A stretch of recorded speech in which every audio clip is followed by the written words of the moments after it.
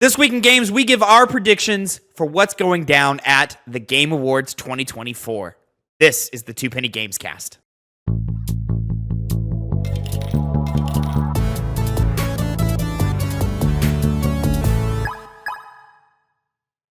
What's poppin', players? Welcome back to the Two Penny Gamescast episode. Crap, what episode are we on? 229? 229, exactly. 229. I am your host, Tavin Bothel, here with my good friend and co-host. Say hello to the people, Connor Elliott. How's it all going, guys?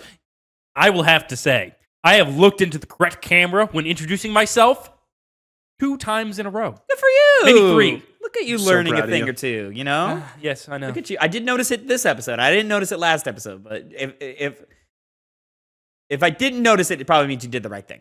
You know what I'm saying? That's true. You know, because I notice when you do the wrong thing, which is a negative thing about the human experience. We should notice when people do right things. Well, it's like how they do wrong things. We remember the bad moments in our lives more than the particularly good ones. Yeah. That's sad, don't you think? Anyways. Yeah. Also joining us for this week's episode, a returning friend of the show. Say hello to the people, Phil Shoemaker. Hi, I'm drinking a sparkling mineral water and a hard seltzer. Did you do that because we got beers? No, I had this from last episode. Impressive. Or from we did Piggy Bank. You're a real drinker. Nice. Of course. I really drank a little over half of this one seltzer. You're right. You did. That makes you a drinker. Meanwhile, I'm going to start my beer right now. Bet you it'll take probably maybe like a couple of minutes before Connor starts, and he's going to drain it before the end of the first topic. That's a challenge. Of course, ladies and gentlemen, this is our Game Awards prediction episode. Ironically, we probably should have done this last week, but because there was not a lot of news last week. But this week, there's a ton of news. Ubisoft is on fire. Fortnite is the new meta universe, and it just won't stop coming and coming. But we're here. Game Awards are this week, and we are very, very excited to see what happens. We, of course, are going to do our predictions episode. We're going to go through every single category of the Game Awards, starting from most anticipated all the way up to Game of the Year. We're skipping the content creators and the esports stuff because we don't have too much to say on that. Collectively, some of us have individual interests, but overall, not super well versed in those things. So we're starting with most anticipated. What time does the stream start? What time does the stream start for Game Awards? 8, I think. I'd have Is to it that late? Is it not like 6? I don't know, Phil. You got Google in front of you. Do it. Game. I'm Okay. That's introing. what I'm doing. I thought maybe you would know. Well, I'm introing. Why are you cutting me off in the intro? I tried to cut you off in the middle of after you're finished with your sentence. 6:30. Of course, we gamify our predictions by doing 2 things. We do how the awards are going to go specifically, who's going to win what, et cetera, but we have a little twist on that. I'll get to that in a second. And then at the end of all of that, we are going to give out each individually 3 predictions of what is going to be announced / happen at the Game Awards, and each of those is going to be a set number of points. Of course, with each gaming category of the awards, you have the opportunity for 2 points per category. You're going to get a point based off of what you expect to win and then what you are personally voting for. Now, does that make it a balanced competition? No, it doesn't. But it's fun to do it that way. And then at the end, each individual prediction is worth 3 points. You can get low pieces of points depending on how detailed your prediction is. And based off of what actually happened. So if only part of your prediction comes true, you could get 1 to 2 points, and as opposed to getting the full 3 or nothing. You know what I'm saying? I forgot to make my notes like that, but I'll figure it out later. Anyways, so gentlemen, 2024 been an interesting year for games. Of course, before we get into that, this is the Two Penny Gamescast. Each week, me and Connor come to you with the nerdy news you need to know concerning the video game industry. Not this week, of course, because we're doing Game Award predictions. But you can find this show every Tuesday at 8 a.m. Central Time, youtube.com/@TwoPennyGames, and mainstream podcast services of your choice. Of course, you can watch us record all of our podcasts live Monday afternoon / evenings over at twitch.tv/TwoPennyGames, much like how nobody's doing right now because nobody's in the chat right now. But you could be in the chat. So make sure you hop on over to Twitch and follow us and jump in Monday afternoons for that. 2024. I would say it's been a pretty good year for games. I've loved this year. Yeah, I think it's been good. That has been really good. Yeah. I think it's kind of run the gambit. I think there's been a lot of games that have been exceptionally well made, and then some games not so well made. That weren't so great. But as opposed to years such as like a 2021, which was a quality year but didn't have like a lot of banger like memorable titles, I think this year has balanced really well with banger memorables alongside just really good quality games. And then I've always said 22 has probably been my least favorite year in gaming since we've done this podcast, because outside of God of War and Elden Ring, we were just swimming in 7s all year. This year, True. I think we got a couple of 10s, we got a couple of 9s, 8s, and then Star Wars Outlaws. So I'm very excited to talk about this. I also think the awards this year are some of the most interesting batch of games are up for nominations this year. I'm very interested to see how all of this is going to turn out. So, gentlemen, should we go ahead and get into this? No preamble. Get in. Let's get into it. We're going to be talking a lot of games. Of course, we are starting with most anticipated. Now, you voted for already, Phil, correct? Yes. Yes. Me and Tavin have not. We're No. doing it live. Oh. No, we're doing it live. That's not a standard we do. That's how it plays It's out. usually just Tavin votes. It's live. usually just tab. No, I've always done it. Have you? Yeah. Oh, okay. Most anticipated game, recognizing an announced game that has demonstrably illustrated potential to push the gaming medium forward. Excuse me. The nominees are Death Stranding 2 On the Beach, Ghost of Yotai, Yotai. I get it wrong every time. I need a Sony exec to say it. Every yo time. Yeah. Grand Theft Auto 6, Metroid Prime 4 Beyond, and Monster Hunter Wilds. I'll start. I'm personally the most excited and highly anticipating the most Death Stranding 2 On the Beach. Shocker. Yeah, Death Stranding is a very interesting game. It's not one of Kojima's best games. It's not his worst game, but it's not his best game. And I think just from the little bits we've seen so far, I think he's going to expand on it in a lot of great ways. And I'm actually expecting this one to be some top tier Kojima work. I think the foundation has been set. I think the shortcomings of a first out title on your own independent are going to be kind of overcome this time around. I think we're going to get a much better, much more focused game this time around. So I'm very excited for Death Stranding 2. I want to hear you say it. What's his worst game? Yeah. He said that so confidently. It's like he knew he was ready to say. Probably Peace Walker. no. I don't want to say Phantom Pain because it's not his fault that Phantom Pain isn't amazing, and Phantom Pain also plays the best. So it's probably MGS4. Yeah. I know he's worked on some other projects, like he's worked on some Castlevania projects that I've not played. But of the ones that I have played, mostly just Metal Gear and Death Stranding, I think it's probably Metal Gear Solid 4. Is definitely my least favorite title from him. You heard it here. Tavin hates Metal Gear. Hate it. Worst franchise of all time. You believe that? So long. So yeah, I'm voting DS2 On the Beach. I fully expect GTA 6 to win, and it's not even a competition. Connor. It's not a competition. I'll say that right now. GTA 6 is going to win. Oh, yeah. But as far as what I voted for just now, I'm going with Monster Hunter Wilds. There you go. I'm really interested to see how that's coming together. I played Rise, and I kind of heard a lot of criticisms of it compared to World, which by all accounts is a better game. Yeah. Though I did like the movement in Rise, which is why I chose that one. But it seems like Wilds, aside from being able to, be more entertaining, those mechanics for newer players of the game, the fact that it's a wide open world, I think is going to really make me sink a lot of time into it. I think that's kind of the thing that Monster Hunter as a franchise was missing for me, because obviously it goes off mission by mission by mission. Yeah. I think an open world's more my kind of style. So I'm really excited for that one. Monster Hunter might be 2 or 3 for me. It's either that or Ghost. I don't know which one I'm anticipating more, but Monster Hunter has my attention. I've always wanted to get into Monster Hunter ever since Worlds exploded. I played Worlds for like an hour, and it didn't click for me right away, but I also didn't give it like a full honest try. So this one I'm going to give like a good college try on Monster Hunter Wilds here, and so I'm excited to play that. Yeah. So you were voting for Monster Hunter, expecting GTA 6. Phil, where are you at?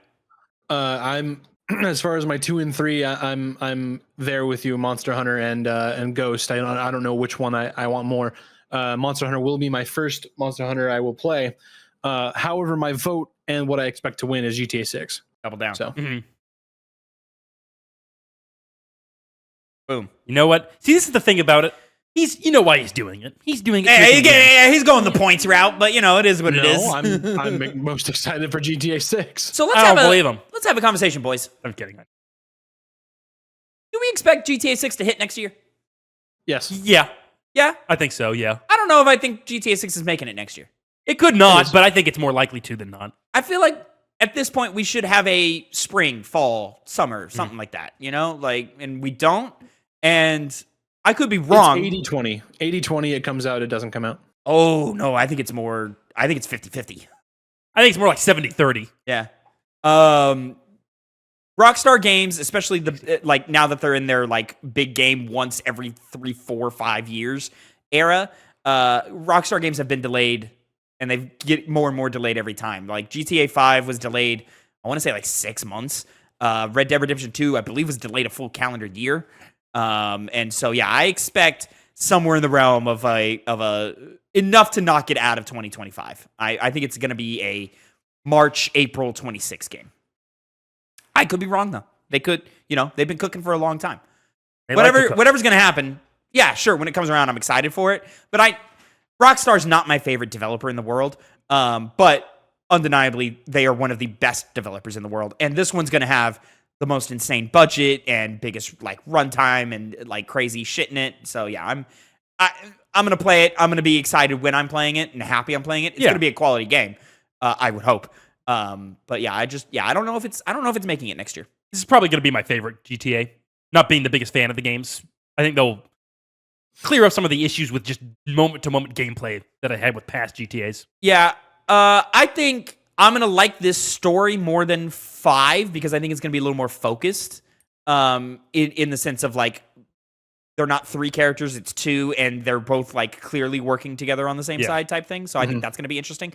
I'm very excited for what online's going to look like because I think it's going to be a great, huge expansion based off of at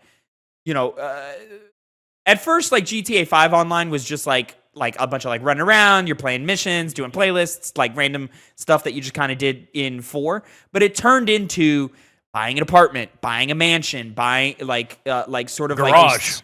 Garages, heists, all these things. You had sort of a second life in GTA Online.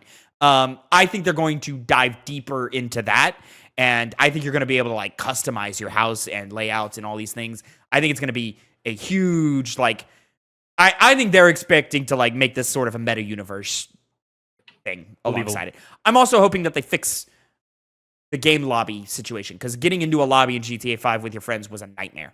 So I'm really hoping they fix that this time around. Like Fortnite. Moving on, best adaptation. Recognizing outstanding creative work that faithfully and authentically adapts a video game to another entertainment medium. This is the one I have the least amount to say because I didn't watch anything this year. Same. Go ahead. I feel like the biggest fucking, what's the word? Phony? Yeah. Yeah, biggest phony. Because I have not watched the newest season of Arcane. That's a shame. It's not all the way out yet, right? It is now, yeah. Oh, it is now? All right, but when the nominations came out, it wasn't all the way out, which I think is weird.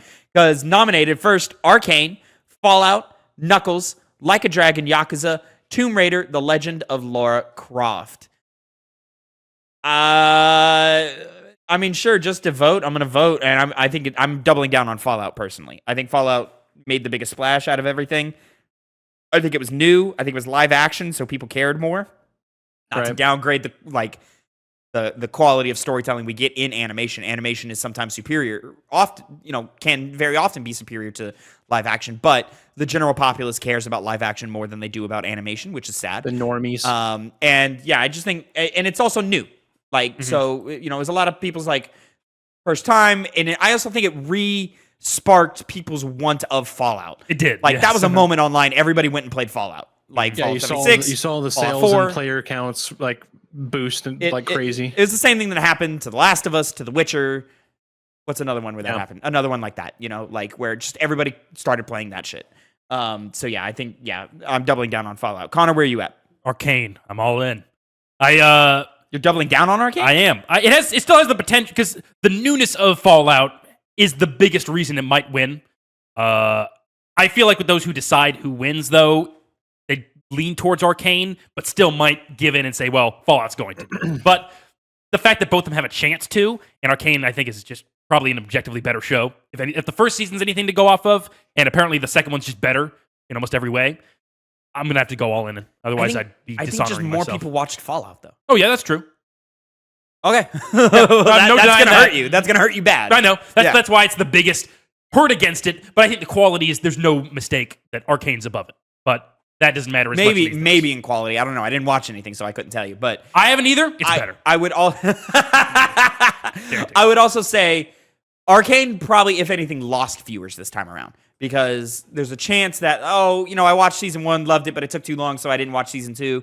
Or I was waiting for it to be out in full to watch it, and maybe I haven't gotten around to it because of the holidays or something like that.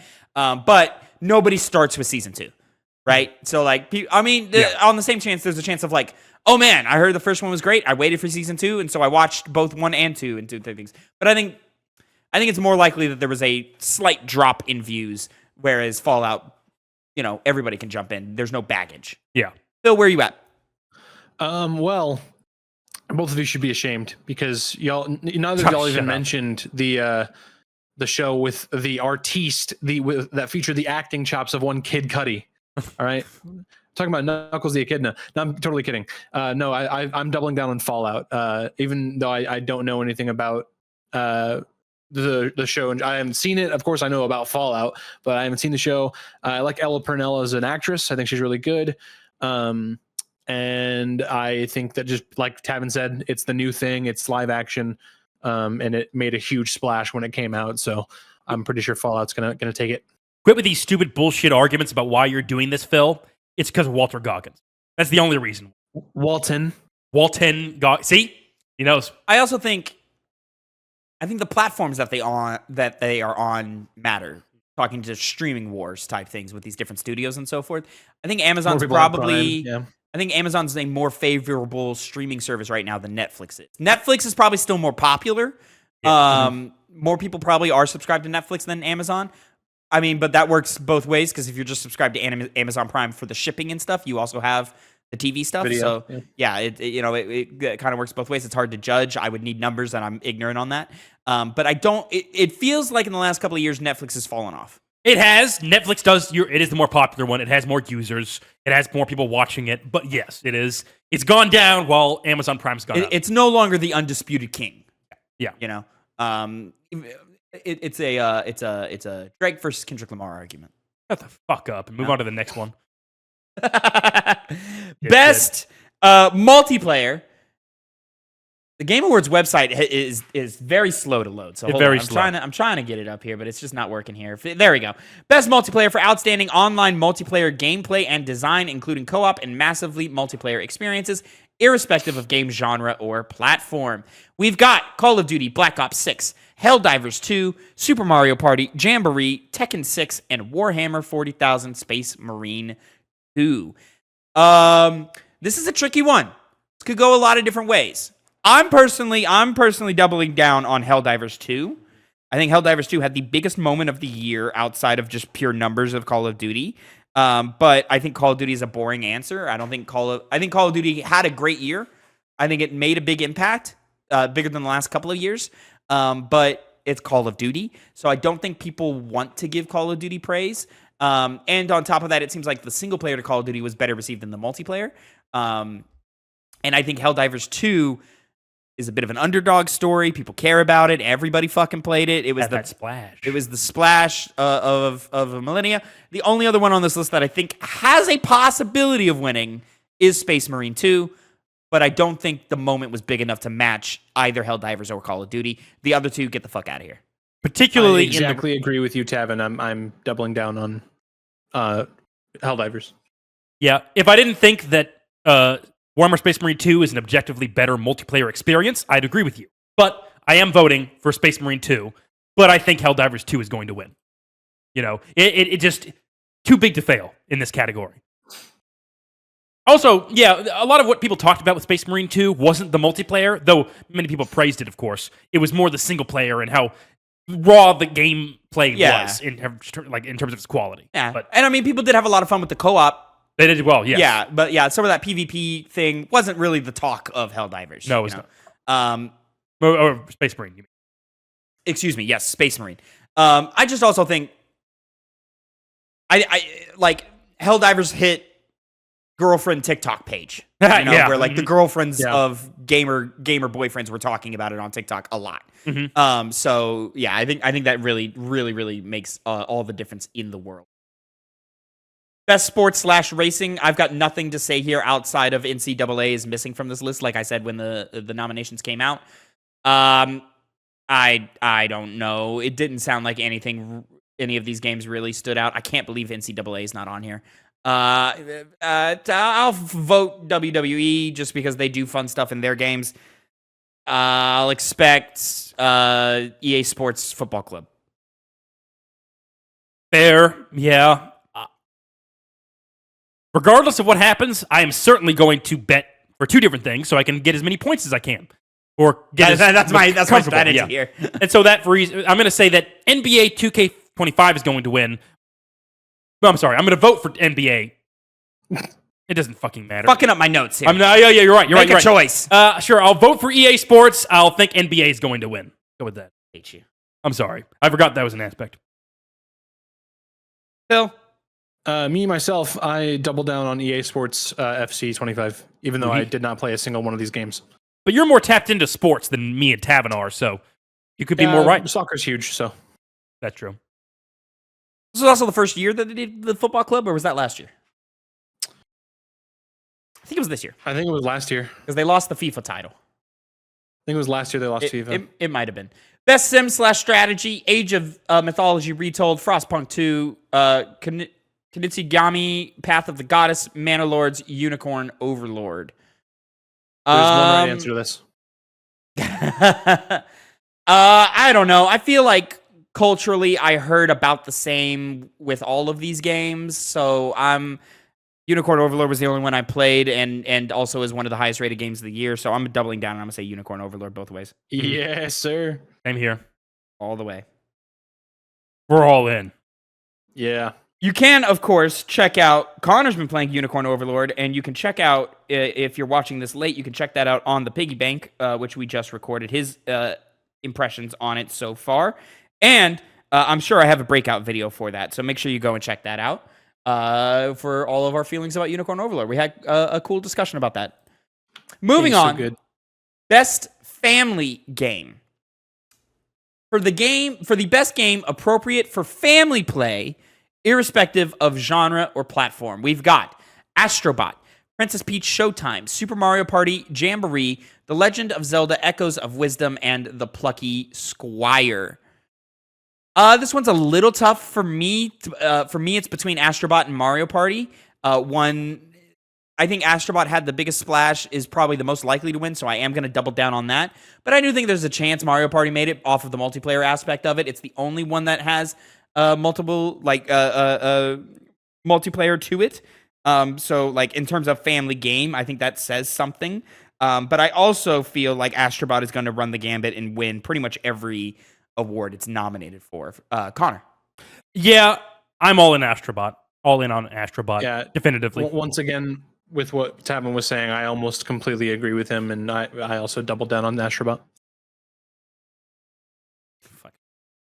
Copying me. Okay. Yeah.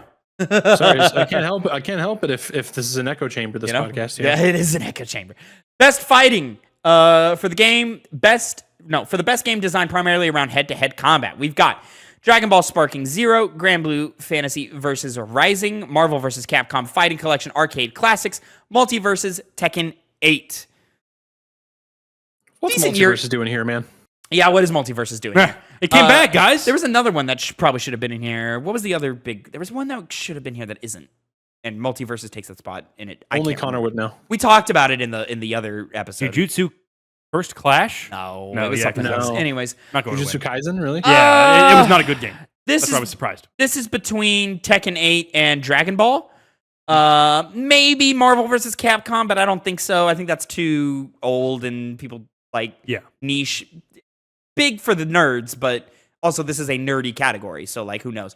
But I think all the casuals and I think all of like if the voting jury, if they don't feel like they have enough experience to talk about it, they may but still decide to vote. They're going to vote for Tekken 8, so I'm doubling down Tekken 8. You can write me down to that as well. Yeah. Not only just because that's probably what's going to be the most likely, but Tekken 8 is you can make a case for Dragon Ball, but that's more of like a party fighting game. I think rather Dragon than Ball, a good fighting game. Dragon Ball arguably had a bigger moment. It did, but I don't think so big that it's going to resound, this much time since it was last released. Yeah. I think the quality of Tekken 8, the definitive better quality of Tekken 8 is going to win out. Phil. Well, gentlemen, this is the first time I'm not doubling down.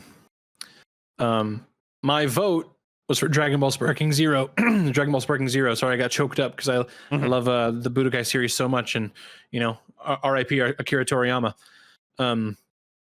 And for what I believe is going to win, I also said Tekken 8. Here we go with some variety from Phil Shoemaker. Thank you, Phil. Thank you, Phil. That's all we ask. Dude, Dragon Ball Sparking Zero is so fucking fun, dude. Best no doubt. Best RPG. This was a flagship year for RPGs, I think. I think in a lot of ways of like how survival horror had a great year last year, fighting games had a great year last year. RPGs really showed out this year. We've got Dragon's Dogma 2, Elden Ring, Shadow of the Erdtree, Final Fantasy VII Rebirth, Like a Dragon, Infinite Wealth, and Metaphor ReFantazio. This is tough. Very tough, yeah. This one's tough. I don't fully know where to go for this. I know I'm voting for Final Fantasy VII Rebirth. See, I feel like recency bias to Metaphor is going to take it over the edge. So I'm gonna expect Metaphor to take it. Really? Yeah. I honestly I expect either Metaphor or Elden Ring to win. But I think the DLC conversation is enough to drag Elden Ring down. I think Final Fantasy happened too long ago. I don't think enough people played Final Fantasy VII Rebirth. And Rebirth narratively is not super well praised. I think Metaphor's recency, quality of narrative, quality of game overall, and being new, it's brand new, which does give it a boost. I think is going to take it over. So I'm voting Final Fantasy VII Rebirth, but I expect Metaphor. Well, I really wanted to say that's the case, but I'm going to err on this. I'm going to vote for Final Fantasy VII Rebirth, of course, but I think Elden Ring is going to take it. Even with the conversation, I don't think enough people really cared enough about it being here to make that draw down their vote to lose to Metaphor. So Metaphor, that's a game I regret, mainly for the narrative that I didn't play more of, because that's one of the best games of this year. It's fantastic. I wish I had given it more time. I've given it less than an hour, and I really wish I had the time to just sit down and play the whole thing. I'm surprised, as much as I like Dragon's Dogma 2, I'm surprised Persona 3 Reload didn't get that instead. Especially because of how popular Persona 3 is. The remake, it didn't make that big of a splash. I think the remake thing doesn't really matter when you have the DLC thing. Rebirth in there, yeah. And Rebirth. Well, Rebirth is different. Rebirth is a whole new game. Persona 3 is just Persona 3 with a fresh coat of paint. The best UI system I've seen, like, ever. But that's Persona. But, like, 3 specifically is good. As far as UI. But yeah. Even though I think I've said this before, this generation of Atlas UI, I find kind of cluttered. I feel that way about P5, P3 Reload, and Metaphor. It's kind of hard to know what I'm looking at on first glimpse. But once I figure it out, it looks great. There's a friend who we have, or maybe I have, named Patrick, who recently started playing Metaphor. Yeah. And he loves it, but he was streaming it to some of our friends. And I talked to one of those friends. And I think he shared the opinion that other people did, where he said, that UI looks like shit. He hated it. And he was like, it's too cluttered. You can't tell what's going on there. Yeah. He even said kind of the same point you did, where Persona 5 has a lot going on, but it's good. I think it's the font they choose for Metaphor. I think it's also the fair. color. The red is garish. You know, it's striking. But yeah, when you're in the world of it, I think it works and it makes sense. But it's just the menus. there's so much on screen that you don't really need. I like it, but I understand why people don't. It's very easy to see. Like, Overall, I like it. I'd rather have it than not have it, but yeah. There's cleaner ways to do this. Phil, where are you at for best RPG? It's Metaphor. All the way? Yeah. Like you're voting for that as well? Yeah, that's why I voted for. This fucking loser. I can't believe he didn't vote for Dragon. Yeah. What is that one called? Like a Dragon. This Like shows No, I this voted guy. for it somewhere else. What's that? I voted for it somewhere else. But here's the thing. Again, he's doing it for the points. Here's this guy who's talking about how amazing it is. I've put in like 5 hours into Metaphor. Oh, 5 hours compared to 100%ing Like a Dragon? True. Yeah. See, playing for points. What a tool. Okay, Here's the thing. Do I like a Dragon more? But I don't. I look at Metaphor with Fantasio as a better RPG. That is a better RPG than Like a Dragon Infinite Wealth. That's fair. Yeah. Fair enough. I'll let it slide, Phil. I'll let it slide this time. Best action adventure for the best. Thank God you're letting it slide. Thank God. Oh, you better be thanking God. For the best action adventure game combining combat with traversal and puzzle solving, we have Astrobot, Prince of Persia: The Lost Crown, Silent Hill 2, Star Wars Outlaws, Legend of Zelda: Echoes of Wisdom. Star Wars Outlaws does not deserve to be on this list. Silent Hill 2 is only here because they mentioned puzzle solving. Yeah. Listen, the smart move is to double down on Astrobot. That's the smart move, ladies and gentlemen. But I got to go with my heart. And I'm voting Prince of Persia, expecting Astrobot. Listen. Is Astrobot even arguably a better game? Maybe. But Prince of Persia is the underdog. Prince of Persia, I think, has more fun combat, is more fun to run around and explore those worlds. Astrobot, I also love so much. But after the year Prince of Persia had and what Ubisoft did to that studio, I got to go with my heart. They have my heart all the way. So I'm voting Prince of Persia, going Astro. Save yourself the time. Exact same thing for me. Badass. Yeah. You know what? Once again, we're all three in agreement. Boom, boom, boom, boom. Nice. Yeah. Prince of Persia is just, especially as an adventure game, like uncovering that map, as good as the level design is of Astrobot, you know where you're going. You're not really feeling the sense of adventure. Whereas is with Prince of Persia, you do. I agree with that. Yeah, the key word being adventure. Yes. There. Yeah, for sure. I also think Prince of Persia just has so much attitude, and it wants it more, you know? Like, it's hungry. Prince of Persia's hungry. Astrobot is just executing at a high level, which is great, and I love that. But Prince of Persia, like, I've compared Prince of Persia to, like, how it feels to see an up-and-coming rapper. Like, and they're just trying to say anything, get shock value, get like try and pin the best verse possible. Prince of Persia's doing that with its art design, with its presentation, with its combat. Like, Prince of Persia wants you to love it. It's also the same way with that in the sense that it got shot and killed. Who got shot and killed this year? Prince of Persia. Well, that's the whole thing I was hearing is that like a lot of young rappers all like consistently kept dying over the couple of years, and so like a whole the generation of them. The new generation of rappers who probably the new generation of superstars pretty much all died, with the exception of like Megan Thee Stallion and Doja Cat. Yeah, which you wouldn't expect that to happen. Megan Thee Stallion did get shot though, so there is that's crazy. Yeah, boyfriend, right? Or like Tory Lanez, who she was like fucking with. Yeah. Best action game. For the best game in the action genre focused primarily on combat, we have Black Myth Wukong, Call of Duty Black Ops 6, Helldivers 2, Stellar Blade, Warhammer 40k, Space Marine 2. I've got a lot of opinions about this category this year. I think Stellar Blade probably has the best combat of these games here. But I'm voting for Helldivers because I love Helldivers so much. But I'm expecting Black Myth to win just because of the impact that had. But at the same time, the majority of the votes are from like gaming journalists and conversational outlets and so forth. So they seem to be leaning on the side of Black Myth Wukong combat, great, but not the best ever.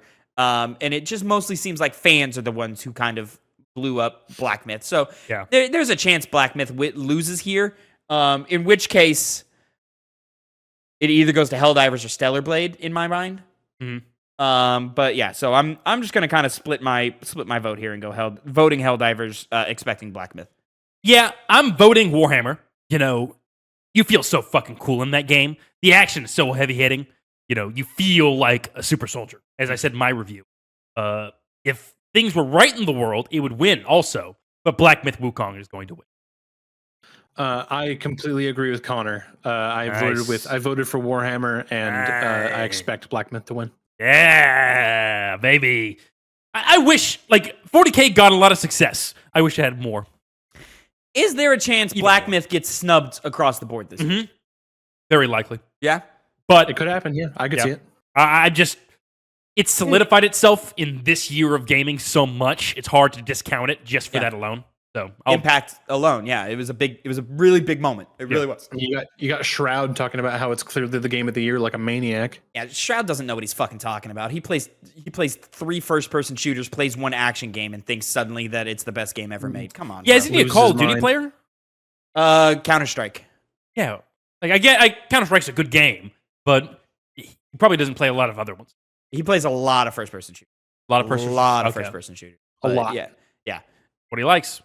And I mean, great, but like he's like a former esports player. He doesn't compete anymore, right? Yeah. So no, not really. Yeah. So that's his thing. Yeah. More power to him. But come on, dog. Black Myth. Come on, dog. Best VR/AR: Arizona Sunshine Remake, Asgard's Wrath 2, Batman: Arkham Shadow, Metal Hellsinger VR, and Metro Awakening. Batman was the only thing I heard about this year. Yep. Metro came and went. Metal Hellsinger maybe was cool, but just a reiteration of the game that already happened. Asgard's Wrath 2, didn't hear anything about. Arizona Sunshine Remake. Last year, I think. Asgard's Wrath. I've always heard about. Sure, cool, but I'm doubling down Batman. Also, Batman. Same here. Exactly the same, yep. You know what, Tavin? Yes, sir. I'm taking time codes for every single thing. I missed one. That's not going to be a problem. No, it's fine. I actively missed this one. I was like, we're not going to talk about that. No breakouts for this one. No, there's no breakouts for this. I'm not. Or for the next one. I'll double back and get it and plug that in. Best mobile game. For the game, best playable on a mobile device, we have AFK, Journey, Balatro, Pokemon Trading Card Game Pocket, Wuthering Waves, Zenless Zone Zero. I'm doubling down on Balatro. I'm also doubling down on Balatro. However, there's something to be said about Pokemon TCG. It almost got me. That's how I feel. I think Pokemon's going to be a close second here. I honestly, I think the close second is Zenless Zero. No other game had that much marketing behind it. Way more. Marketing maybe, but games for sure. But it did not impact like Balatro or Pokemon. Not like Balatro, sure, but more than Pokemon. No. Pokemon fan. Discounted opinion. I'm not. You're wrong. Name 5 cards. Charizard, Pikachu. This is too easy. Squirtle. Go on next. Best debut indie game: Animal Well, Balatro, Manor Lords, Pacific Drive, The Plucky Squire. Shout out to The Plucky Squire here. I enjoyed that game. Phil, not so much, but I liked it. This is between Animal Well and Balatro. I'm voting Balatro. Balatro, I'm all in. Expect what to win? That's hard. That's a coin toss. I'm gonna double down on Balatro again, in the hopes that it doesn't. It's going to. You think so? Oh yeah. No, I'm doubled on Animal Well. Oh wow. Doubled. Hey, that did have like a major impact. Just not. If it wasn't for Balatro, it would be a sweep. But for sure. Well, see, the thing is, I think Balatro is going to win, like in 2 other categories, and I think Animal Well is going to get this one. So I don't think that matters. I remember one person I saw on Twitter ragging on Balatro, but I only found out about that because they were quote tweeting it when they said it like a couple days beforehand, and they were like, "I got it, I love it." So to be able to do that, I'm like, well, it's probably going to win a lot. I think Balatro is the smartest designed game of the year. Mm-hmm. And as I've been playing it more on mobile, which was a really smart move for them to do that. I think Balatro had a second and maybe even a third wave this year. And that was really impressive of them to do. Yeah, I think Listen, we live in a world where it is possible Balatro wins Game of the Year. It is possible. It's Sure, not it is likely, but it's possible. I'm gonna give it like a 10% chance. Mm-hmm. I think it's personally, I think it's more likely than Final Fantasy VII Rebirth. Best independent game for outstanding. I think that Final Fantasy Rebirth is gonna win? No, he says No, that- I'm just generally saying Rebirth is okay. is less likely than Balatro. Sorry, the response to what I said made it seem like I thought that Final Fantasy was gonna win. No, Phil, your thoughts don't interest me, so I don't think about what you're thinking that often. get fucked. I mean, when it comes to something I just said, I feel like it's reasonable for me to assume. So, Best independent game: Animal Well, Balatro, Lorelei and the Laser Eyes, Neva, UFO 50. Great year for indies, by the way. Great year for Indeed. indies. Very big. Yeah, I think the indies matched the quality of AAA games this year, where we had a lot of great ones, some ones that were kind of disappointing or whatever. But yeah, I think this is a year where both on the AAA side and the indie side, these devs knocked a lot of things out of the park. This is a tough one. I think again it comes down to Balatro and Animal Well. I did hear a lot about Lorelei and the Laser Eyes, but not enough. Same with Neva and UFO 50. I'm personally interested in it. I would like to try it out and check it out.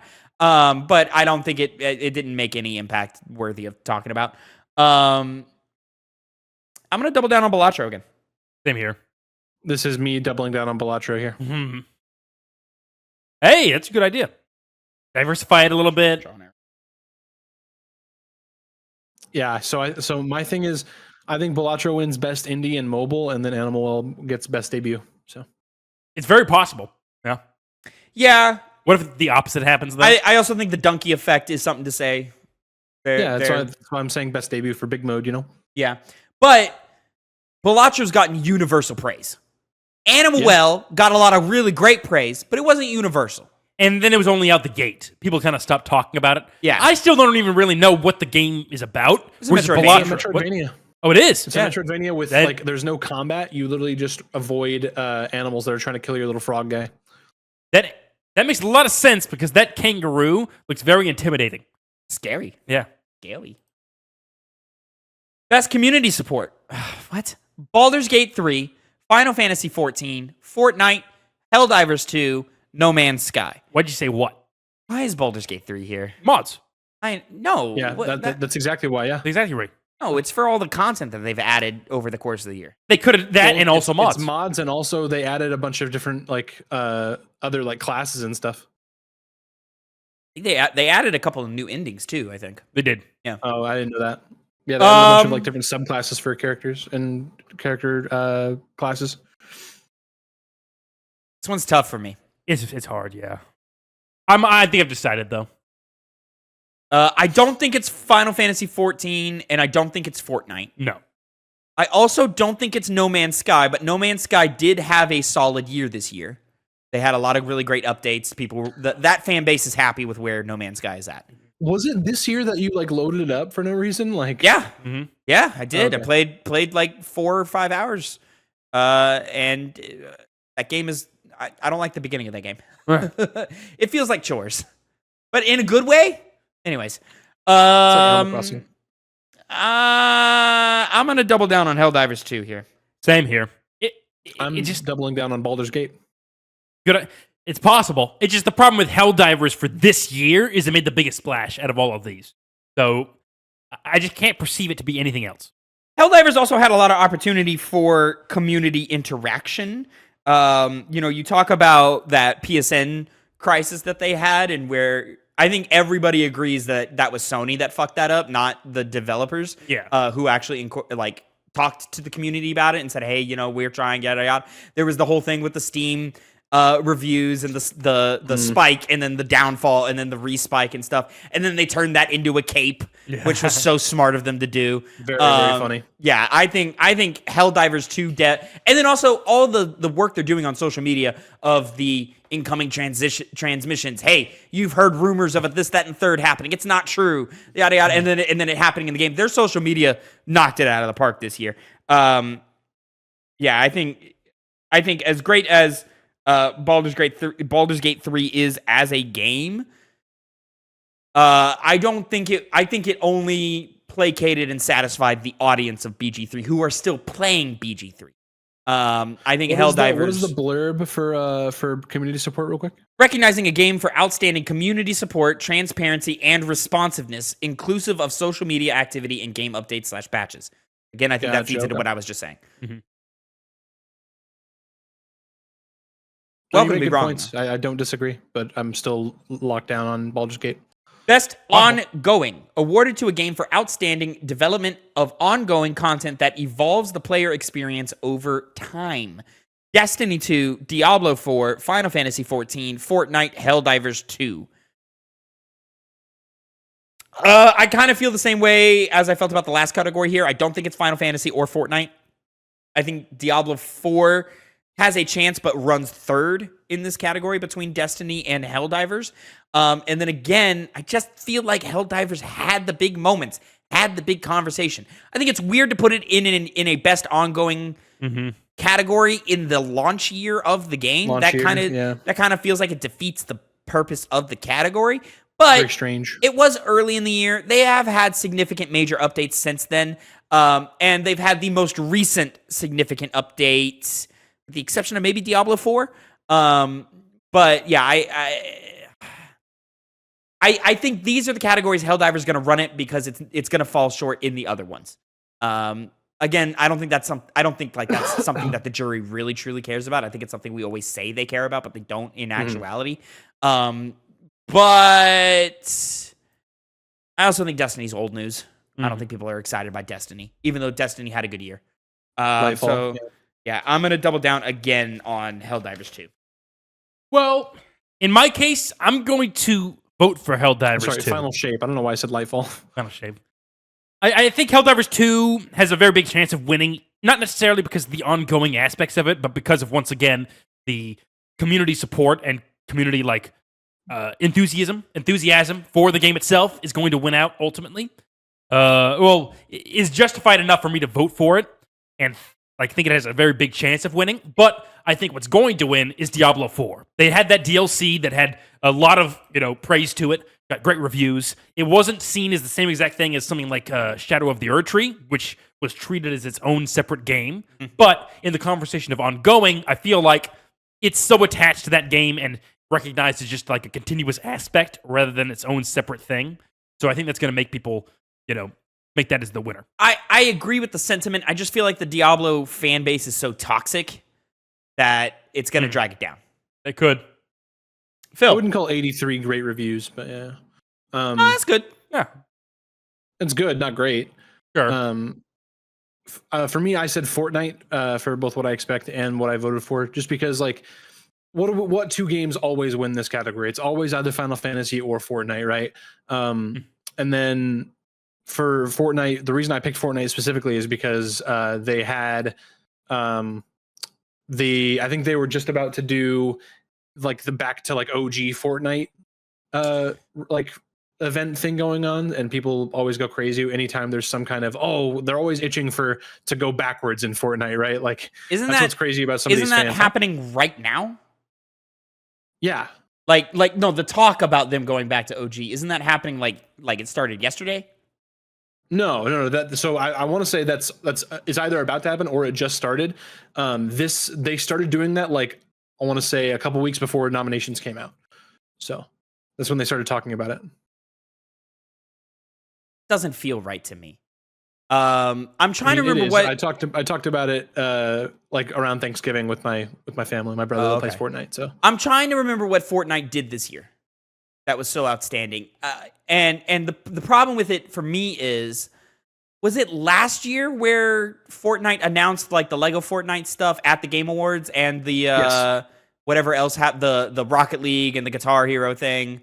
That was last year. The Guitar Hero thing right? was already out, but yeah, the Rocket League and the racing game and the Lego Fortnite, yeah, that was at Game Awards. Yeah, so Fortnite had a solid start to the year. I just kind of feel like they were a little more quiet this year than usual. But you know what? That's not true because I downloaded Fortnite when they did the Solid Snakes thing. That was last year. Yeah. No, that was over this year. Was it really? Yes, sir. So I don't know. There's a chance. I don't think you're wrong. By the way, Tavin, January. Yeah. Okay. yeah. Make sure you go back and maybe vote for your things again, because I was doing that and I was pressing the view all categories because it only allows you to go on to the next category. And since we're doing it in reverse, I couldn't do that. But when I go back to my old games I voted on, it doesn't say I voted. Oh, interesting. So There's it seems like it maybe button. only There's a previous button right here. Yeah, but not on this. It doesn't say not on my phone. votes cast on the top right of your screen? Or? Nope, not on the phone. Oh, okay. We're 13 deep? Maybe. I don't know. Let's see. 1, 2, 3, 4, 5, 6, 7, 8, 9, 10, 11, 12, 13, 14, 15. This should be number 16. Oh, okay. Oh, well, not the EA things or the esports things. I didn't count the esports things. Oh, okay. I All right. started from Well, most anticipated. I'll go back and double check. Games for impact for a thought-provoking game with a pro-social meaning or message. Closer the distance. Indica, Neva, Life is Strange Double Exposure, Sinuous Saga Hellblade 2, and Tales of Kenzara Zhao. I think this is a weak list this year. Indica is a different spelling on this list to the strain of marijuana indica. Yes. Mm-hmm. Very good. Thank you. Thank you. I don't know. This is between Senua Saga and Tales of Kenzara for me. Well, what are you don't doing? think it's Neva? No, because what is the pro-social meaning of Neva? I don't know. I haven't played it. Yeah, well, from the people who played it, it's just my dog died. All right. That's what it is? I heard the same thing about Life is Strange Double Exposure or whatever. And doesn't your dog... I mean, I don't know. I just assume it's just about the dog, and I assume the game wants to break your heart at the end. Oh, Neva. Oh, Yeah. shit. Yeah, that makes sense. Tales of Kenzara didn't get Kenzara. great reviews. So I mean, neither did Senua really, but It's also just a Good weaker reviews. Prince of Persia, like in terms of gameplay. So yeah. Fuck it. I'll double down on Senua. Same here. Because I actually played it. So I'm not like I- Tavin, being a little weakling. I'm just thinking it's going to win the most likely I points was for busy me. playing other I mid-ass was video playing games. mid-ass games like I Star know Wars it's so sad. Outlaws. You had to play one game that isn't awesome this year. Good for you. Oh, so I played sad. 3 fucking trash-ass video games. That was your fault for thinking that Star Wars Outlaws has like potential. I did not think Star Wars Outlaws had potential. you drafted it. I thought Got his ass. I thought the industry as a whole was going to give it bonus points for being Star Wars because they did that to Fallen Order, and Fallen Order's not as good of a game as it got scored as. However, got I you. countered He it got you right and there. reaped the rewards. You said before we knew anything You didn't reap rewards. it You was on lost your points. list. It was on your Game Lost Critic 5. list. You had faith in it, Tavin. Don't lie to the viewers. Don't lie to the people. I had faith in the stupidity of games journalism. You should have focused more on the stupidity of Ubisoft. No. True. Phil, can we move on? Phil, where are you at here? For me, I really just voted on the one game that I wanted to play the most, and I picked Neva. And then I think, from what I've heard and what I seen from reviews, I think Indica is going to win. First. Moving on. Another category we know very little about. Innovation in accessibility. I think we're just at a point Says where I did my research. Shit. I think accessibility is just at a point where it's widely considered, so you just don't hear about it as much as you used to in flagship years like 2020 and so forth. Call of Duty usually honestly does pretty well for accessibility, so it definitely has a chance. I'm gonna reach for Dragon Age here and double down on Dragon Age because it was one of the few like great sticking points that I kept hearing about in reviews is the accessibility in Dragon Age. You know, like, sure, people felt a way about the writing. Sometimes people were up on it. Sometimes people were down on it. But everybody universally agreed the accessibility in Dragon Age was solid. Well, because the best game here, and I know nothing about the topic, is Prince of Persia, I'm going to vote for that. But I think Dragon Age is going to win. Because same as you, I heard something about it. Whereas as everything else, I did not. Plus, it has some the transgender messages in that game, which were poorly received, but it had them. So maybe that'll push it farther. I mean, that's not what think- accessibility is about, but I know. I mean, but that's more about the maybe it's pro- part of it. To Maybe be played and enjoyed by an even wider audience. So, that could include that's what the Games for Impact is about. that's not what the accessibility is for people who have Anyway. hands that don't work. Oh, shit, I didn't get the From time what code for Connor- that one, too. from what Connor said, I thought of the I think it was a clip from Asmongold of all people where it was like every single option makes me transgender. Like it was like a choice you made, and every single option made you transgender. So like it literally said, this will make you transgender, this will make you transgender, or something like that. Yeah, there was also an option to just back out. I know. I'm just saying. You think I agree with him? Like, don't shoot the messenger. And then so my votes are Call of Duty because from what I saw online when I was searching up, I was trying to do my research because if you vote in a category or if you vote on anything, you should do your research about who you're voting for, or what you're voting for. Sure. And I voted for Call of Duty based on they have a lot of cool stuff for the hearing impaired, which I saw. There's a lot of cool things you can slide around and change for that. Of course, they still have it's not like a new thing now, but they have a lot of cool colorblind options. Yep. And just a lot of cool stuff in general for making things more accessible. Call of Duty has been fairly consistent in being good in its accessibility things. I just also think it gets overlooked because it's Call of Duty. But it makes sense it would be doing that because it wants to reach as many people as possible. It's the entire point of Call of Duty. Yeah. So, well, I think anything with accessibility, you're spending more than you're reaping. And they have money to spend. They do. They're Call of Duty. Absolutely. Yeah. No, the devs over there doing a pretty damn good job of making their game as accessible as possible. Whether it's with the helping with aiming, whether it's color blindness, audio problems, all that. They've been doing well for a while. I think because they don't go away, they're always here. It just makes people kind of like soft focus on them. Yeah. Moving on to our next topic, best performance. This is Brianna awarded to an individual for voice over acting, motion, and or performance capture. We have Brianna White for Aerith Gainsborough in Final Fantasy VII Rebirth, Hannah Tell in Life is Strange Double Exposure. I don't know the name of that character actually. Probably Max Caulfield. Probably it was not the Max Caulfield game. Yes, it was. Life is Strange Double Exposure is Max Caulfield. You play as Max Caulfield. Literally, no. It's the other girl. It's the black haired girl with the two photos. Dude. I don't think so. I think it's Max. Guys, you're wrong. You play as Max. I'll find out. We just look. I'm going back to that one. It's got a different girl on the cover. The cover. It's Max. She's just older. That's not Max. Yes, it is. Might be Max. Yeah, I'm like that has to be. God, you're so dumb. Is Max Caulfield? Is it? Yeah. Oh, okay. Which one? What was the other one? I'm thinking of last year's Life is Strange. Yeah. The Asian woman, I believe, not the white girl. I think of True Colors. Yeah, that's the one I'm thinking of. Harmony Gonzalez, Star Wars Outlaws. I did like her in that game. Luke Roberts, Silent Hill 2. Melina Juergens for Senua's Saga Hellblade 2. This is between, for me, Brianna White, Melina Juergens, and Luke Roberts. Where I'm at with Silent Hill 2, I've not seen what is making Luke Roberts be on this list. He's doing an all right job, but the source, the content, is not letting him expand. But I like his voice. I like what he's doing. He's adding as many layers as he can as to what is right now not a very layered portion of the game. So there's room for me to be wrong, is what I'm saying. You're like what you just said plays into the fact of why he's why he's on this list in the first place. It's because those small moments, he just feels like you get what the guy's like. His empathy is there. Yeah. His sort of regret is there.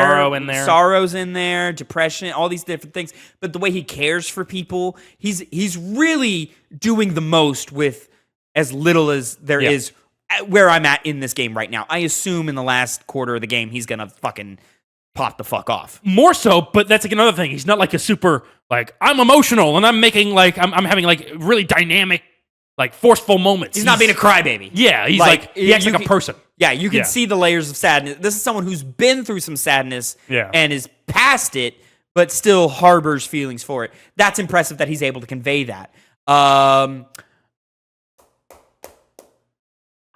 gonna vote Brianna White.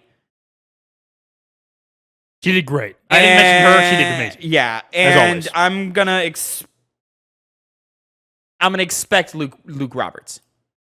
I'm gonna double down on Luke Roberts. I think he has a very high chance of winning, and I liked him a lot. So I am kind of similar to Tavin. I'm voting for Brianna White for Aerith because I like her a lot, at least from what I've played in Remake. And I assume she's only better in Rebirth. And then I expect Lena Jurgens to win because she is at the Game Awards almost every year, purely talking about Senua's Saga, and I think that's part of it for the audience, and also I think she always does a good job performance-wise as Senua. So She's great. She won in the first game too. She did, which is worth saying. Did hear she was great in this game as well. Better. I don't know. I don't know if the voters are going to vote for her again though. That's the thing for me is you already got it. We've seen this before. See, like when it's new, it's more impressive. When we've seen it before, we've seen it before. Yeah. Granted, you can say the same thing about Brianna White. Sure. But I also think Rebirth was better received than Hellblade. Best audio design, recognizing the best in-game audio and sound design. This goes Astrobot, Call of Duty Black Ops 6, Final Fantasy VII Rebirth, Senua's Saga Hellblade 2, and Silent Hill 2. What a year for sound design. Yeah. Especially because I've played 3 out of the 5 of these, and I know what goes into a Call of Duty, and I know what goes into a Hellblade. So what a goddamn year for sound design in this year. I was on Astrobot all the way up until this last week. Yeah. Connor, you're right. Silent Hill 2's sound design is fucking Peak. It's incredible. I'm assuming it's on like the same level as Dead Space, the remake. I think it's better. Better even. Dude, I legitimately think this is one of the best audio designs in survival horror. It is. Yeah. Like it really is. It does so much for the game. Games in general. Yeah, it does so much for the game. However, I don't think it's going to win. I think Hellblade's going to win, and I think it's purely on marketing. I think who is that team? Ninja Theory. I think that's always been their big mark is the way they record their audio. I think they also advanced that and did even better this time around. And I think that was the big talking point again with Hellblade 2 is their audio thing. So yeah, I'm voting Silent Hill 2 here. I'm expecting Hellblade. I'm gonna go all in on Silent Hill 2. You make a good argument for Hellblade, but I just can't help but think of the first game more in terms of audio design than the second one.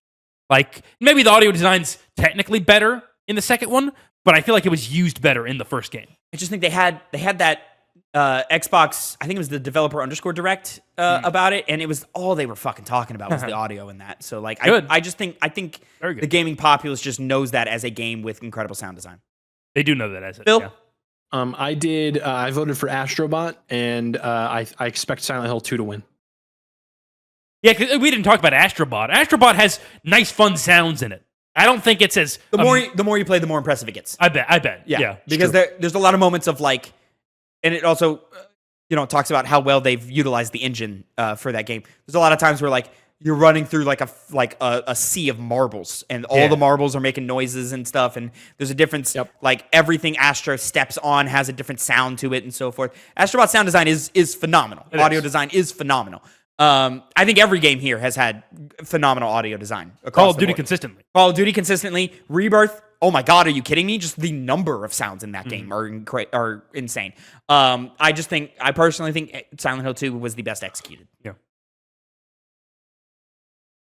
I can't wait to keep playing that game. Yeah. See, I want to see how you end up with that narrative. I'm hoping the thing about it is I think it's gone on too long. I don't think the balance, they should do it earlier. Fair enough. I think I'm going to be like, oh wow, it's great, but it doesn't justify the 12 hours of gameplay it takes to get to the point where it's great.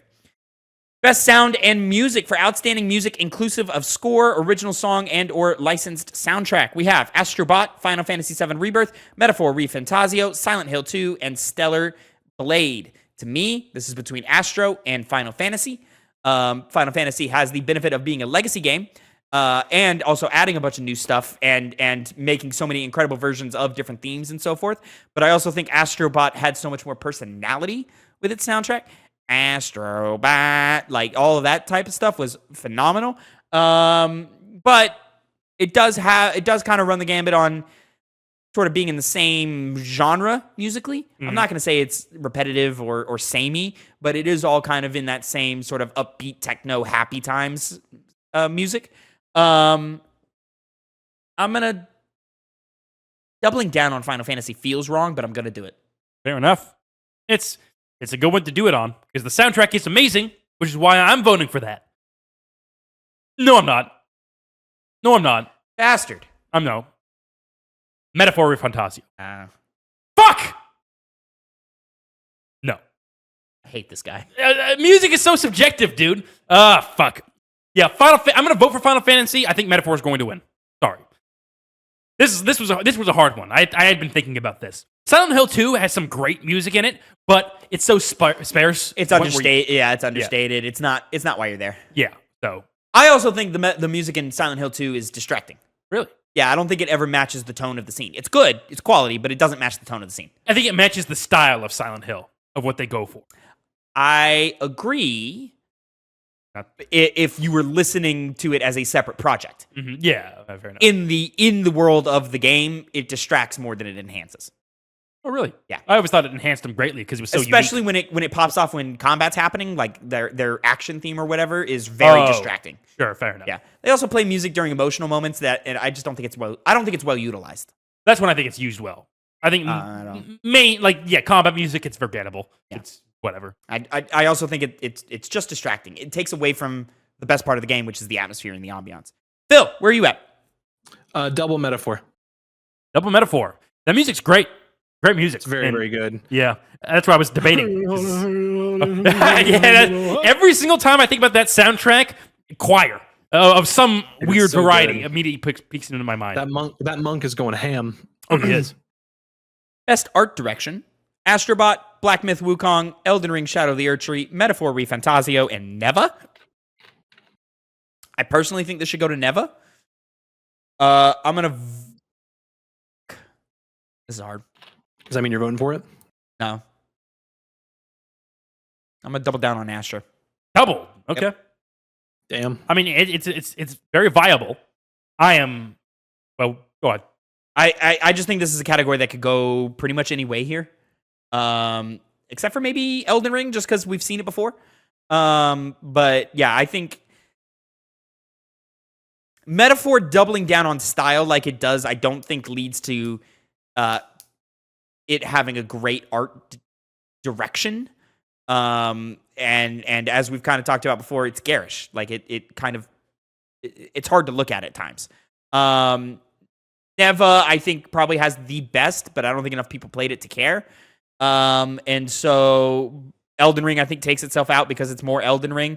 Black Myth, sure, maybe, but when does like the hyper realism stuff, like in terms of like fidelity and detail, win this category? I don't know if it ever really does. I could be wrong.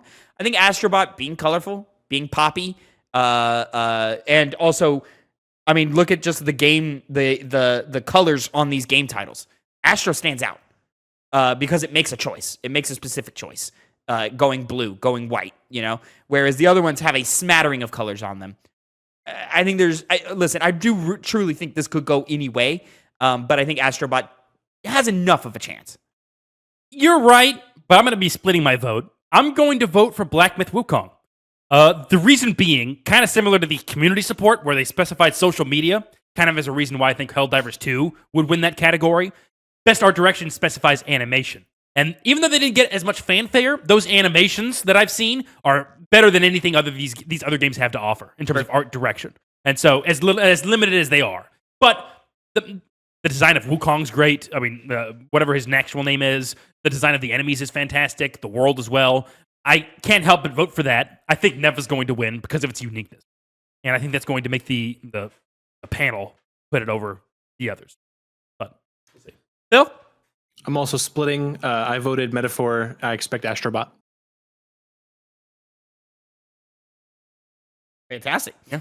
And now moving into one that I think is interesting this year. Best Narrative. Final Fantasy VII Rebirth, Like a Dragon, Infinite Wealth, Metaphor Refantasio, Senua's Saga Hellblade 2, and Silent Hill 2.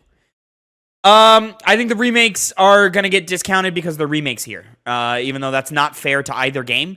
But I think that's going to be the general statement here. I enjoyed Final Fantasy VII's narrative the most out of all of these. Like a Dragon, I think the range of tone that the Like a Dragon games and the Yakuza games play with kind of takes away from some of its more meaningful moments. I also just generally don't think these games have the best written stories in the world. I'm doubling down on Metaphor here. I think that's the thing that Metaphor can fully lay its hat on, rest its hat on. Laurels. It's laurels on. Yeah, I think that's the most impressive part of the game, and yeah, I think it matters. Now this is very hard for me because I kind of want to jump to Final Fantasy VII Rebirth, but at the same time, you know what? No. Yeah, I'm going to vote for Final Fantasy VII Rebirth just because I love what they do with it so much, just like the first one. To a lesser degree, because the first one was such new ground, but the fact that this is not new ground, and I'm still just, I thought about it more than others in terms of what the narrative implications are. So many moments. I have to vote for that. What I think is going to win is where it really gets difficult, between Metaphor and Silent Hill 2. Because the thing that makes Silent Hill 2 as famous as it is the narrative. That's how people talk about it. But the fact that it's a remake kind of hurts against it, especially compared to something like Metaphor, which improved the standard of Atlus's writing. I think if they go forward with that level of writing, Persona games in the future are going to be some of the best we get. But overall, I think I'm going to still have to give it to Silent Hill 2, because that's what it's known for. I feel like that's going to win out. And the performances kind of put it over the edge for most people, I would feel. But Metaphor has a high chance of it. I might be wrong with that What's one. a more niche genre? Survival horror or turn-based RPGs? Turn-based RPGs. Think so? No. I think it's survival horror. Yeah, No, it's definitely survival horror. Yeah, it is. Because I was thinking, for a second, I went to tactics games, and I was like, well, clearly. But no. No, turn-based, no. Phil? Of course, I had to vote for the absolute roller coaster ride that was Like a Dragon Infinite Wealth. But I fully expect Metaphor ReFantazio to win. Mm-hmm. Very likely. Very, very likely. I love it. I heard the biggest thing about the narrative is I heard the ending isn't the best. I don't know if that's true. Like a Dragon? For No, Like a Dragon? of Metaphor. Oh, I heard the opposite. See, that's I have no concrete evidence of that being the case. Okay. That's the only negative I've heard about the narrative. Here we go. Best Game Direction, awarded for outstanding creative vision and innovation in game direction and design. We have Astrobot, Balatro, Black Myth Wukong, Elden Ring Shadow of the Erdtree, Final Fantasy VII Rebirth, and Metaphor ReFantazio. This is a tough one. I'm voting Balatro. I'm expecting it's either Astrobot or Rebirth to me. I'm gonna say I expect Final Fantasy VII Rebirth. Well, I'll go ahead and say I think I'm doubling down on Astrobot. I feel like the game direction of that game got the most eyes on it with all the cool shit that they're able to do within the world of Astrobot. But a lot of any of them could win, especially Balatro. I'm kind of tempted to. I'd probably still more err on the side of 7 Rebirth, but I'll just double down. I genuinely think it should be Balatro. Mm-hmm. Like, there, yeah. The only thing holding it back is just the indiness of it. Mm-hmm. Phil. Double down on Astrobot, just like Connor. Yep. Safe bet. Also, it is just that good. It's not because it's safe. It's because it's so fucking good. Yeah. It's really good. It's really good. Game of the Year, recognizing a game that delivers the absolute best experience across all creative and technical fields. We have Astrobot, Balatro, Black Myth Wukong, Elden Ring Shadow of the Erdtree, Final Fantasy VII Rebirth, and Metaphor ReFantazio. Black Myth should not be in this list. It should be Prince of Persia, but that's beside the point. I'm gonna double down on Astro here. Double? Yeah. I'm voting for and believing Astro is going to win Game of the Year. I think it personally deserves it the most, being the type of game it is, the genre it is, and being as impressive as it is. I think it's the title that truly gave PlayStation its best look this year. Things like Final Fantasy VII, sure, great. Stellar Blade was a good look and Helldivers was a good look for it. But I think Astrobot captured the hearts. I think it was just such a piercing moment. You could say it came and went, I guess, but I think in people's minds it's just so favorable, and it was just so widely beloved across the industry that I think the industry wants to give it to Astrobot. I think it also harkens back to a time in which games kind of had more heart to them. And I think that's kind of what we need right now in this industry is a lot more heart in it. There's not enough heart in this industry. And for those exact reasons, I think it's going to win, but I in no way can vote for it. I'm going to vote for Final Fantasy VII Rebirth. You know, I love that Fucking game. shill. Yeah. Fucking Final Fantasy shill. Yep. Okay, sue me. Have I ever said how much I hate it when you do that? What? The like, Metal Gear shill, Kingdom Hearts shill. I know. Why do you think I do it? I hate it when you do it. I hate it so much. It works, right? In terms of pissing me off, yeah. Yeah. It works. Phil, where are you at here? Double down on Astrobot. I knew it. You're just following Tavin. You know, that's all you're doing. Does that make you angry too? Okay, you would say the same thing if he went to me first. Like, bullshit. See, I'm good at doing it. I feel just doing that little, pressing the buttons, You're a cocksucker. say pressing the the button. same thing if it went to me first and then Tavin said it. And that's why I press the buttons, Phil. That's why I'm good at it. Because you know Tavin's that's one true. pressing I know buttons that's on the true. keyboard. He is. Oh, he You loves gonna doing spill beer that. on this one too. He almost spilled beer on the mouse pad or the mouse itself, but he did That was not beer. That was coffee. Even kind of worse. Moving on to our predictions for what's going to happen at the Game Awards. Oops, that's not the right button. This is the right button. I'll start it off. I don't love my predictions this year. I don't. Yeah, mine are it's kind of boring. It's hard to kind of foresee things. And because of that, I think it's my second prediction that kind of shows why. But I'm gonna start with. I'm gonna actually change the wording here.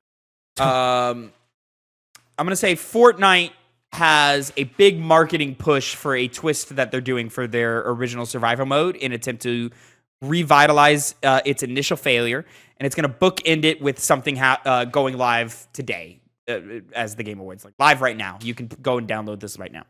So Fortnite, big marketing push for their revamped survival mode, and they're booking into it with something going live on the day. Connor. I'm going to say we're going to get the official announcement and trailer. I don't think it's going to be gameplay. I just said trailer of Corey Balrog's new game. Ooh, interesting. Barlog? Yeah, I was going to do a joke. Balrog. I should just, you know what? I was going to do it as a joke. I'm going to do it from now on. I'm going to call him Corey Balrog. All right. That's a compliment. Fucking Lord of the Rings. Yes, exactly. That's cool. Good for him. Phil? For me, we get the first additional character for Marvel Rivals. Good one. Most likely Fantastic Four related, just because we have Doctor Doom in the season. And the movie coming up. Specifically, which one? Huh? And the movie coming up, of Fantastic Four. Right. Yeah. I just think I'm pretty sure that this character is going to be somewhat Fantastic Four themed, whether it be Doctor Doom himself, whether it be any of the four. That's my first prediction. Do you want me to put down in the prediction specifically Fantastic Four related? Yes.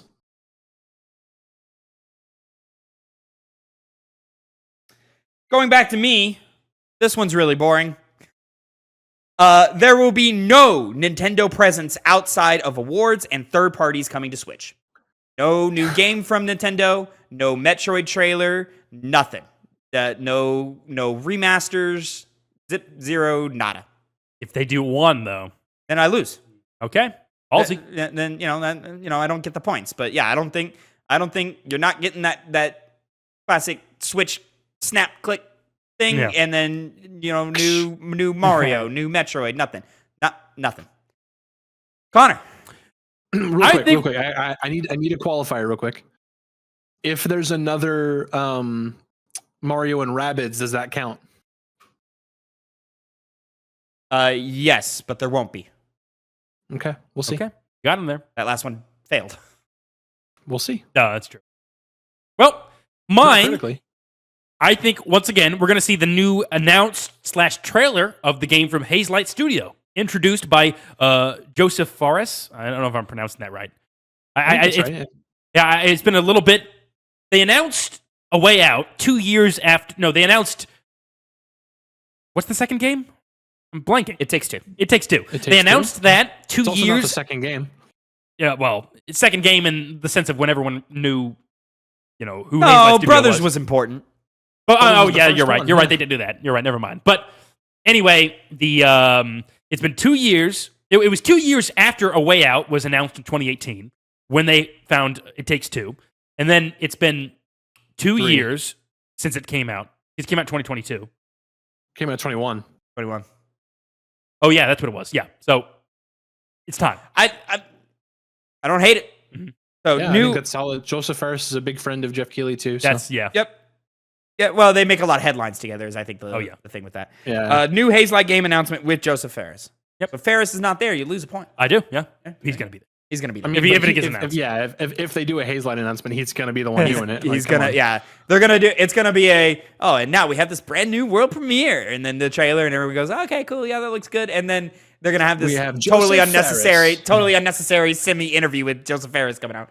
Yeah. Phil, number 2. For me, my number 2, I have the a new trailer for Marvel's Wolverine. I thought about that. Yeah. I thought about it. Just a Um, trailer. Gameplay included. Ooh. Okay, that would make a lot of sense because they did have the leaks that came out fairly recently, and it was a lot more complete enough to where it seems reasonable that they'd show gameplay months down the line. I think it's too big of an announcement for PlayStation to be here. I think PlayStation comes out in February with a state of play or a showcase or something, and that's where we see Wolverine again. Yeah. When do we get Wolverine? Next year. You think 25? I think so. Yeah, it's got to be next year. October. I could see it. That's when Insomniac likes to put out their games. Yeah. No, No, that was just No. for 2 because Spider-Man was like what, March, February. No, Spider-Man 1, it may have been March, actually, now that I think about it. I can kind of see the March, some teen date, 16, 18. I don't see that for Wolverine. It's definitely going to be later in the year. Yeah, I mean, Ghost kind of throws that off because PlayStation doesn't want to stack 2 games into the fall. I guess I'm also assuming Ghost comes out in fall, and it doesn't I was going necessarily to have say, to. you are assuming it doesn't say anything about that. They didn't say anything about that. So, I think Wolverine's a 26 game. No need to rush it. No need to rush it. Insomniac's kind of the golden goose right now. But if it is 26, it's early 26. I think it could be at any point in the year. Insomniac's output this generation gives them enough leeway, I think, to where you don't need to rush them. And they can kind of do it whenever they want. Moving on to my third prediction of the day. I think it's probably my least likely one, but we'll see. Xbox comes with a new demo of Fable. Release date announced. That'd be good. We need gameplay from that game. Yep. We've heard it talked about too much. We've gotten it. Have we? Yeah. When? During one of the things, I want to say within the last calendar year. Oh, was it like walking? It wasn't combat. There was some like minor combat. It was one of those things where it's like, no, there was combat. I don't remember there being combat. It was light, but it was there. Okay. Yeah. So yeah, but I think you get a full 5-minute gameplay demo. I'm not putting the time into my prediction. I just think you get a gameplay demo with a release date, and I think it's I personally believe it's next year, but I'm not locking that in. Just demo of Fable release date. I guess if it's gonna be a release date, it's gonna be next year. Regardless, it's coming. Connor, where are you at for number 3? I think this is surefire. You guys might not like it though. Bryan Cranston's showing up. What the fuck? Yep, he's showing up. Aaron Paul's there. He's co-hosting. He's one of the hosts. When is there? Aaron Paul was showing up at like a DJ place. Bryan Cranston was there. There was another event that occurred where Aaron Paul was there. Cranston was there. Why? They do a lot of things together. I don't know why. Okay, but why is Cranston here at the Game Awards? He's going to be there to pal around with Aaron Paul. He doesn't give a shit about the games. He's not going to be there specifically for a game. He's going to be there for Aaron Paul. He's going to just show up. So your prediction is just Bryan Cranston's going to be there. It's so out there that if it does happen, you have to give my points for thinking that it's going to happen. I feel like because Aaron Paul will be there, I feel like there is a higher chance for Bryan Cranston to be there. It is But higher. like, I want don't know. to I feel like delineate at most, I'll give you 2 points for that. At most, in audience or on stage. Oh, on stage. On stage. Oh, yeah. No, I Narrow feel that like down. If anything, they'll cut to him in the audience. No. It'll be a thing.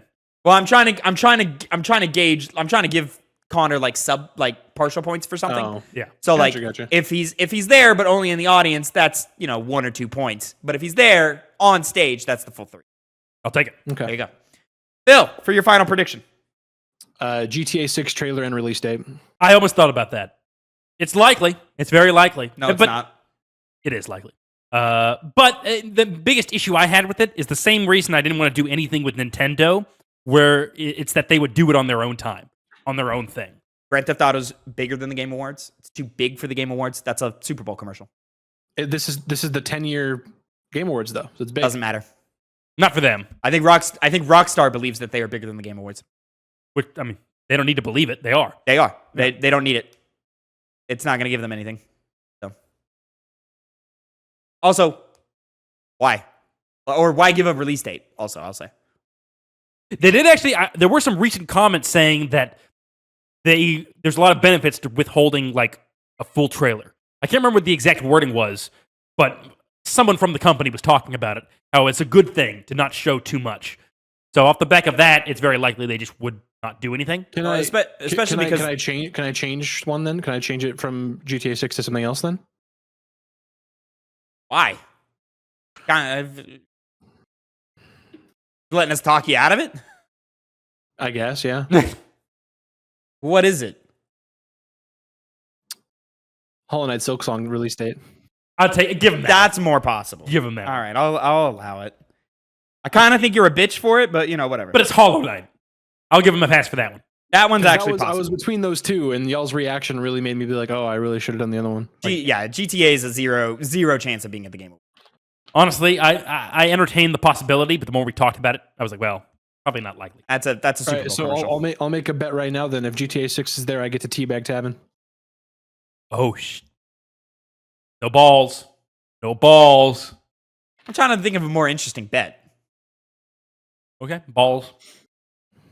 Also, I don't want nuts in my face. You're not doing it Well, in without your your pants mouth, on. So You're not doing it without your pants on. no, it'll be nuts in mouth Yeah, why would you agree to that? because he doesn't think GTA 6 is going to be there. So Yeah. GTA 6 won't be there. It's not a thing. But what would he get out of that? If he wins. not getting nuts in his face. I hate his bets because he Yeah. never puts any risk up. He's always like, no, I only want all the reward. Like having his nuts in You your mouth. don't feel like it's a reward for you? To not have nuts in my face? Right, I mean- but what's the risk for you? That's the whole point of betting. Maybe you clamp down on him. I don't know. equal opportunity to risk. Wait. Phil had a good point. You're going to get balls into your mouth regardless. It's just when he loses, you bite down. Is that not what you were saying? I said maybe I clamp down on him. I don't know. Yeah. It's happening regardless. I don't want to infertilize fucking Phil here. Here's the thing. We'll We'll have to come do up. with my wife. You guys can think about it. If you want to do a bet, we can hash We're it out. not doing it. I don't think it's worth it. It's And not. also, It's not real. Oh, well. All right. Good That is votes. it. Ladies and gentlemen, you have our predictions. You have our expectations of the Game Awards. We haven't even talked about it. 10th anniversary of the Game Awards. Do we expect big things out of this one? No. I think so. No, I think it'll be a great show. I think it's probably it has the potential to be the best Game Awards yet. So It has the potential. as far as like show. I hope it is. Technically, all of them have the potential to be the best game. I guess it's also weird saying this time last year, Keeley put out a statement of like, "Hey guys, don't like blow your expectations out of the water for this one. Sometimes it's not the best." He hasn't done I thought that was this for year. SGF. No, that was pretty sure that was for last year's Game Awards. I think it was the biggest thing out of last year's Game Awards was what? God of War Ragnarok Valhalla? Fortnite, I don't Lego. know. I had a bigger pop for the Blade announcement, but That was a good pop. That was a good pop too. Am I crazy? I'm not excited for that game. for Blade? Blade Yeah. We don't know anything. it's from Arcane, so who knows what's going to happen with that? So Yeah. I don't know. We'll see. Ladies and gentlemen, let us know how you feel about the Game Awards, what you predict to happen this next week. Can't wait to talk about it next week with everybody here. And let us know down in the comments your predictions for announcements and wins and why. The big point is the why. I want to know why. Let us know. And until next time, have a great time. Gentlemen, say goodbye to the people. Goodbye. see you.